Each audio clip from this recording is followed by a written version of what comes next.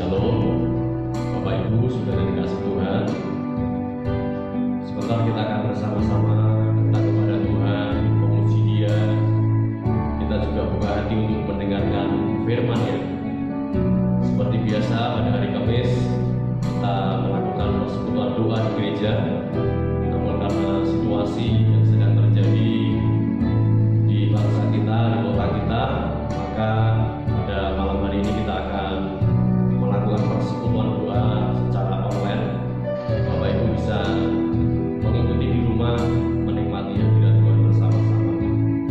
Kesempatan malam hari ini nanti firman Tuhan akan disampaikan oleh Bapak Pendeta Roda Agus. Yang lengkapnya nanti biar perkenalan sendiri ya, dari mana beliau, namun tidak asing bagi kita semua. Mari kita akan siapkan hati kita untuk menikmati hadiratnya, menikmati firman-Nya. Kita akan sama-sama nyanyikan pujian Roh Kudus hadir di sini.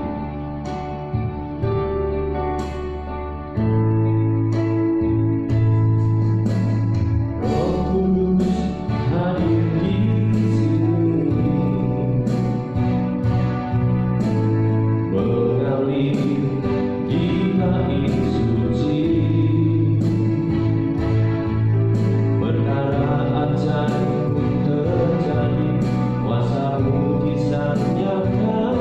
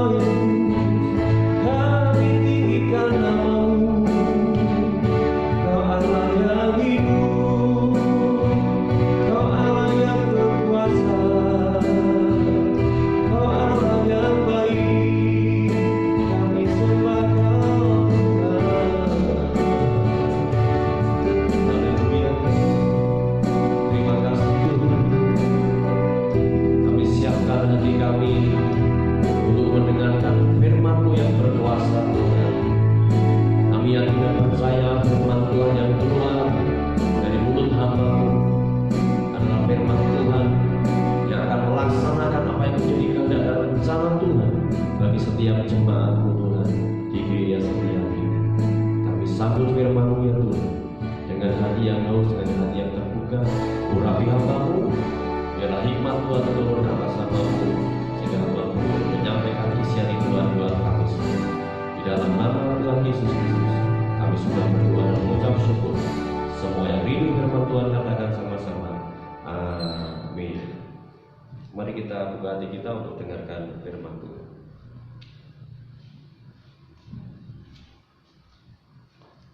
Shalom, selamat malam Bapak Ibu yang dikasihi oleh Tuhan.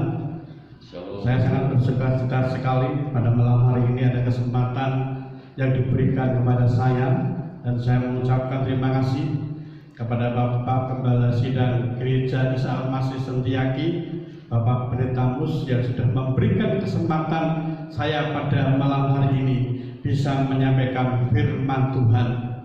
Dan tentunya pada malam hari ini juga saya perlu memperkenalkan diri. Tadi sudah diperkenalkan oleh Bapak Pendeta Mus. Baru pertama kali ini Bapak Ibu sekalian saya bisa menyampaikan renungan firman Tuhan pada malam hari ini. Makanya mungkin juga jemaat yang dikasih oleh Tuhan pernah ada yang kenal dengan saya, dan tentu juga ada yang belum. Makanya ada pepatah mengatakan tak kenal maka tak sayang. Setelah dikenal baru disayang-sayang Bapak Ibu sekalian. Oke, untuk perkenalan saya, nama saya Agus Susanto.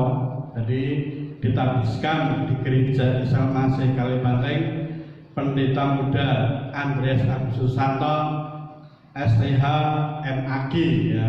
MAG itu Master Alam Gaib. Bukan seperti itu ya, ini hanya lulusan aja intermezzo.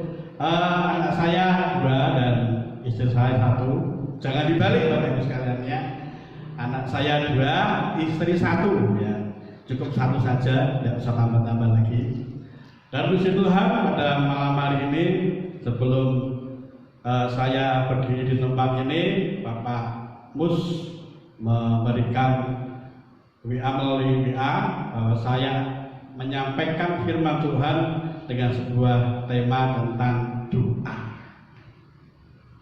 Sebelumnya kita akan baca bersama-sama firman Tuhan yang terdapat di dalam 1 Tesalonika 5 ayat yang ke-17.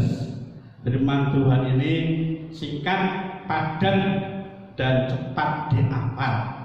Bagaimana bunyinya? Mari kita akan baca bersama-sama firman Tuhan. 1 Tesalonika 5 ayat yang ke-17. Demikian bunyi firman Tuhan. Tetaplah berdoa. Saya ulangi lagi, tetaplah berdoa. Akhir-akhir ini di negara Indonesia dan di berbagai negara yang lain, baik itu negara Asia dan Eropa, banyak sekali orang yang meninggal karena virus dikenal dengan virus COVID-19. Dan ketika kita mendengar hal seperti itu, tentu kita sangat khawatir Bapak Ibu sekalian, ya, sangat takut dengan wabah yang menyebar begitu cepat dan bisa menyebabkan orang meninggal dunia. Jadi Bapak Ibu sekalian, ketika kita mendengar, melihat peristiwa hal seperti itu, bagaimana reaksi kita sebagai orang Kristen? Melakukan sesuatu apa yang akan kita kerjakan untuk bangsa ini? Memang persoalannya sangat-sangat pelik sekali, berdampak terhadap banyak aspek Bapak Ibu sekalian, ya, banyak aspek sekali. Kenapa? Ketika virus itu menyebar di mana-mana, ya, di desa, di pelosok, di kota, dampaknya adalah pertama, bagaimana orang bisa kehilangan pekerjaan atau di PHK karena beberapa hari tidak bekerja, hasil produksinya mati dan tidak menghasilkan apa-apa, Sehingga banyak orang tidak bekerja, mereka dipulangkan tidak mendapatkan penghasilan hanya karena virus ini yang menyebabkan banyak persoalan. Tentunya saya dan Bapak Ibu sekalian tidak terlepas dari masalah-masalah yang ada. Wabah yang terjadi saat-saat ini juga merupakan sebuah persoalan, sebuah masalah yang harus kita alami, harus kita hadapi, harus kita lawan. Ada beberapa hal Bapak Ibu sekalian, supaya kita ini tidak takut lagi menghadapi persoalan yang ada. Yang pertama adalah memang kita perlu berdoa kepada Tuhan. Ya, kita meminta perlindungan, minta penyertaan Tuhan supaya apa? Supaya kita tetap dilindungi oleh Tuhan.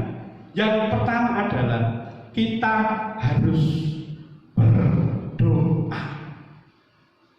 Jadi poin yang pertama, bagaimana kita tidak khawatir, tidak dapat menghadapi masalah ini dengan baik, menghadapi masalah ini dengan tegar. Yang pertama adalah kita harus minta pertolongan dengan Tuhan, yaitu dengan berdoa. Karena ada yang mengatakan bahwa doa itu adalah nafas kehidupan orang Kristen. Doa itu adalah bagaimana kita membangun hubungan yang baik dengan Tuhan, membangun sebuah mesbah yang baik dengan Tuhan, membangun sebuah pengalaman pribadi bersama dengan Tuhan. 1 Tesalonika 5 ayat 17, Rasul Paulus menegaskan kepada jemaatnya, bahkan tidak hanya sekedar jemaatnya, untuk kita semua sebagai orang-orang percaya, tetaplah berdoa. Kemudian di dalam Yakobus 5 ayat 16 juga dikatakan doa orang benar besar kuasanya. Jadi poin yang pertama ini sangat penting sekali buat kita sebagai orang percaya, bahwa kita harus tetap berdoa, membangun hubungan yang baik dengan Tuhan, membangun komunikasi yang baik dengan Tuhan, sehingga kita mendapatkan perlindungan dari Tuhan. Itu poin yang pertama, yaitu di doa. Tetaplah berdoa, minta perlindungan dan penyertaan Tuhan dalam hidup kita, sehingga masalah-masalah yang ada kita bisa tetap lalui bersama dengan Tuhan. Yang kedua, poin yang kedua, tadi poin yang pertama adalah doa, dan poin yang kedua adalah usaha. Ada istilah yang mengatakan ora et labora, berdoa dan bekerja. Jadi kita sebagai orang Kristen, walaupun kita percaya firman Tuhan, tapi kita tetap berusaha melakukan sesuatu untuk mendapatkan hasil. Kalau gereja tidak punya usaha, artinya tidak ada reaksi, tidak ada misi, cuma berdoa tok, ya kapan majunya? Berdoa memang penting Bapak Ibu sekalian, tapi usaha melakukan sesuatu untuk mendapatkan hasil. Kalau kita tidak bekerja, firman Tuhan di dalam 2 Tesalonika 3 ayat 10 mengatakan, kalau tidak bekerja janganlah dia makan. Rasul Paulus dalam melayani bersama-sama dengan jemaatnya, Rasul Paulus juga bekerja, dia juga berusaha supaya ketika dia melayani jemaatnya, dia tidak mengandalkan jemaatnya, tapi berusaha, bekerja, berdoa dan bekerja, berusaha supaya apa yang kita kerjakan ada hasil. Mungkin Bapak Ibu pernah mendengar sebuah cerita dalam Alkitab, dalam Perjanjian Baru, bagaimana ada 4 orang mereka yang bekerja, berusaha bersama-sama untuk menolong 1 orang yang sakit lumpuh. Ya. Mereka berempat berusaha semaksimal mungkin bisa menolong orang itu untuk bisa ketemu dengan Tuhan, dan hasilnya adalah orang itu sembuh. Jadi 4 orang ini tidak hanya berdoa saja, tapi ada reaksi, ada sesuatu yang dia lakukan untuk bisa menolong orang ini. Supaya apa? Supaya orang ini mendapatkan kesembuhan dari Tuhan. Bahkan di dalam perjalanan mereka ada persoalan-persoalan, misalkan ada orang banyak, mereka tidak gentar, mereka tetap maju untuk menghadapi, untuk melewati supaya orang banyak itu tidak menutupi jalannya. Kemudian yang kedua, mereka juga sampai ke atas rumah. Untuk apa? Untuk, dalam bahasa Jawa itu, untuk membobol ya, atasnya supaya bisa turun ya.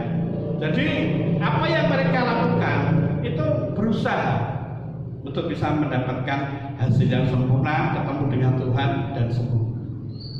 Nah, sekarang kalau kita lihat saat ini Bapak Ibu sekalian, usaha pemerintah dalam menghadapi persoalan COVID-19 atau virus corona sudah semaksimal mungkin ya.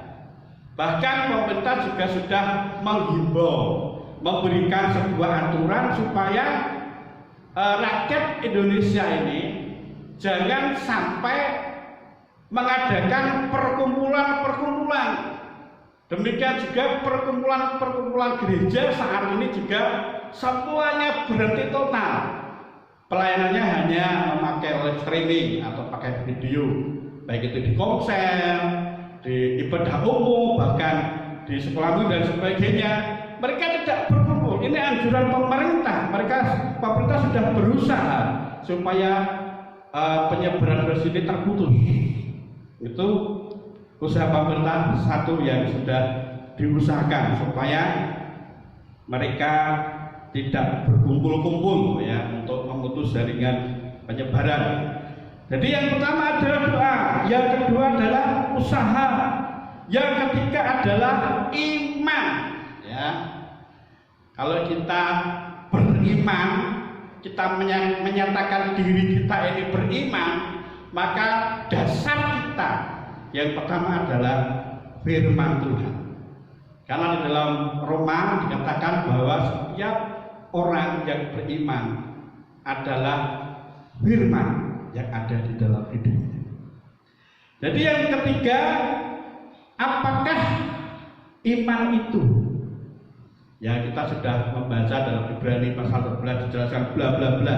Tapi saya akan jelaskan secara ringkas saja supaya Bapak Ibu ngerti dan paham apa itu iman. Tidak sesuai dengan esensi firman, tapi ini yang akan saya sampaikan supaya kita ngerti.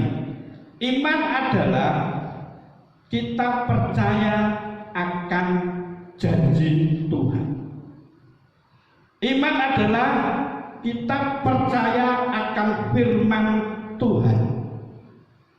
Mengapa orang Kristen harus beriman, Bapak Ibu sekalian? Karena kalau orang Kristen tidak beriman, berarti dia tidak mengakui firman. Ya, dia tidak mengakui firman Tuhan sebagai satu-satunya dasar tentang iman yang ada di dalam diri seseorang. Jadi Bapak Ibu sekalian dikasih oleh Tuhan, ketika beberapa waktu yang lalu, ya saya tidak menyebutkan gerejanya apa, sudah tahu bahwa virus itu bisa menyebar, bisa terinfeksi ke orang lain karena adanya perkumpulan orang banyak dengan tidak ada jaga. Ya. Bahkan yang terjadi sungguh mengerikan ya, sudah dihimbau ya. Jangan berkumpul, jangan berkerumun, tapi toh ya, ada hal seperti ini memang menjadi sebuah perdebatan tertentu. Iman sih boleh Bapak Ibu sekalian ya, tapi kita jangan beriman dengan iman yang konyol. Sudah tahu itu salah, sudah tahu ada himbauan tapi tetap dilakukan. Yang terjadi. Nasi sudah menjadi bubur. Iman adalah kita percaya akan janji Tuhan. Kalau kita beriman, memang pola pikirnya dasarnya adalah firman Tuhan. Kalau kita tahu bahwa itu salah dan kita melakukan, berarti kita sudah bersalah. Saya beri sebuah contoh ketika Petrus ketemu dengan Tuhan Yesus di sebuah danau. Ketika bertemu dengan Tuhan Yesus di sebuah danau, Yesus menampakkan diri. Yesus melihat Petrus dan Petrus melihat Yesus, Bapak Ibu sekalian. Tuhan Yesus mengajak Petrus, datanglah, itu di tengah-tengah danau ya. Jadi Yesus berada di tengah-tengah mereka, di tengah laut. Datanglah, ini aku, Tuhan. Petrus datang ya. Tapi saya, Bapak Ibu sekalian, karena imannya ragu-ragu ya, karena bimbang, dia sebetulnya sudah berjalan di atas air sedikit. Tapi sayang, karena ada ketakutan, ada kebimbangan, ada roh ragu-ragu di dalam dirinya, maka tenggelamlah Petrus, Bapak Ibu sekalian. Jadi di sini iman harus ada perbuatan nyata. Yakobus di dalam Yakobus 2 ayat yang 14 dan 17 dikatakan, iman tanpa perbuatan adalah mati. Iman harus disertai dengan perbuatan, sehingga iman itu menjadi hidup kalau disertai dengan action atau mengejawantahkan imannya di dalam sebuah perbuatan nyata.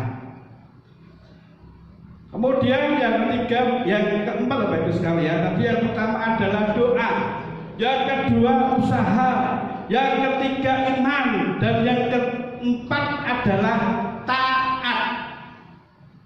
Kata taat dibalik tetap taat ya. Kata taat dibalik tetap taat. Taat itu dalam bahasa Jawanya manut ya. Dalam bahasa Jawanya manut begitu ya, manut karena dia taat. Dalam bahasa Indonesia ya, kata taat juga patuh dan menurut akan perintah. Kalau kita taat, patuh, manut kalian Gusti, hidup kita akan merasa bahagia dan damai sejahtera. Karena manut, Bapak Ibu sekalian. Karena Gusti, kula manut ya. Saya taat Tuhan, ini perintahmu. Tuhan Yesus pernah memerintahkan muridnya, tebarkanlah jalanmu di sebelah kanan. Apa yang terjadi? Mereka mendapatkan banyak ikan. Ketaatan membawa berkat buat kita sebagai orang-orang percaya.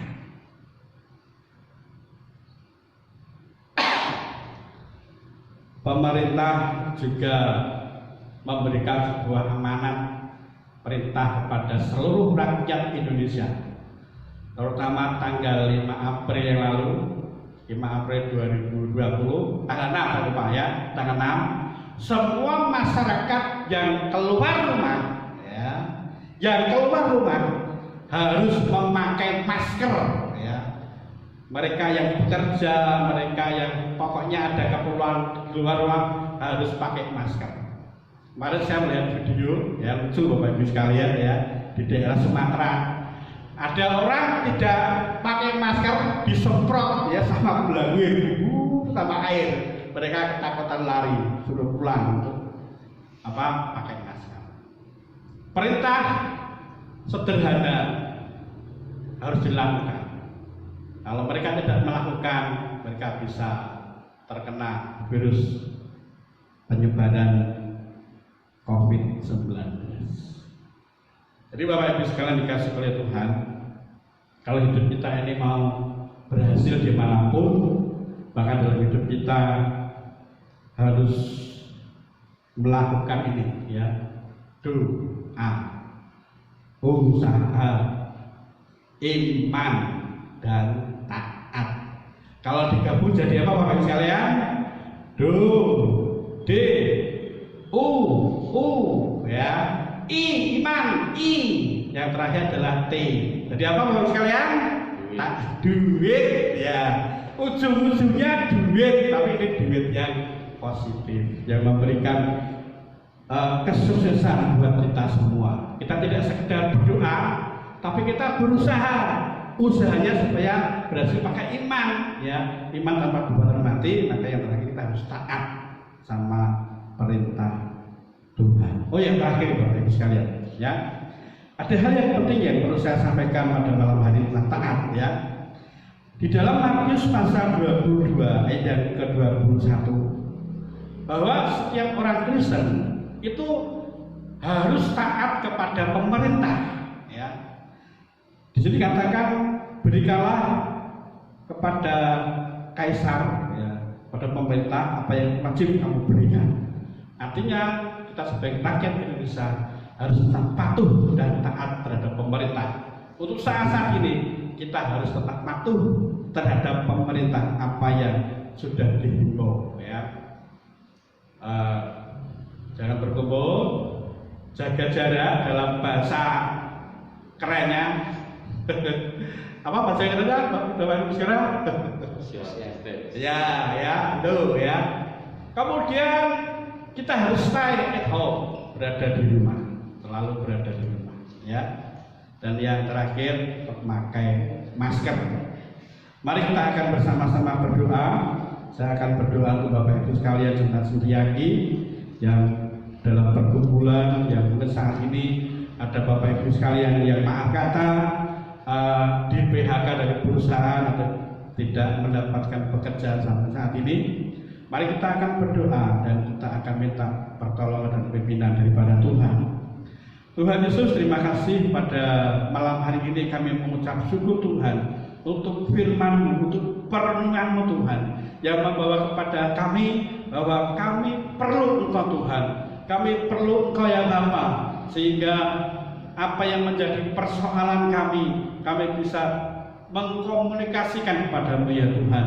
Biarlah kami tetap berdoa Tuhan, dan kami berusaha dengan sekuat tenaga kami. Apa yang kami usahakan Tuhan, berilah kepada iman kami, supaya kami bisa mewujudkan apa yang akan menjadi usaha kami, apa yang menjadi pekerjaan kami, apa yang menjadi impian kami Tuhan, sehingga kami bisa taat kepada firman-Mu. Terima kasih ya Tuhan. Dan pada malam hari ini kami berdoa Tuhan untuk jemaat Sentiaki, Kau berikan Tuhan berkat-berkat yang luar biasa. Mungkin saat ini mereka memiliki dampak dari virus corona yang akhir-akhir ini terjadi Tuhan. Kiranya Kau berkati setiap jemaat Sentiaki ini Tuhan, supaya mereka terus mendapatkan penghiburan, mendapatkan sukacita, mendapatkan damai sejahtera yang daripada-Mu, bahkan perlindungan yang Kau berikan ya Bapa. Terima kasih Tuhan. Kami serahkan juga, mungkin saat ini ada jemaat Sentiaki yang sakit, Kau juga akan tolong dia Tuhan. Kau berkati dia, sehingga Tuhan yang mampu dan sanggup untuk menyembuhkan. Terima kasih ya Tuhan. Kami serahkan hanya di dalam nama Tuhan Yesus Kristus. Kami berdoa dan mengucap syukur. Haleluya. Amin.